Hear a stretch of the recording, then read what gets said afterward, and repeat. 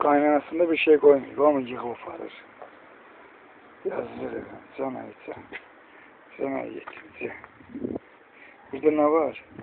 Biçeni, pasok, simiske yağı, yağ, uşaq yemeği. Ay maşallah, ne kadar şahlı bu. Yazdır gələ, deyva. Sımkalarla daşır, çamıran ne bileyim ben, bakın buna ne pisi gəlir. Koymuyor. Sana ne olup burada kələm, her şey var ki kələm, meyve, göğerti, pamuk, araqdan başka, ne bileyim, çamurana gösteren gerek la. Ne çamurana hansı? Yazdır ya, ne yine düşür ya. Çok pazarlığı kaynanası ilir. Böyle bir yağmurçuluk olur.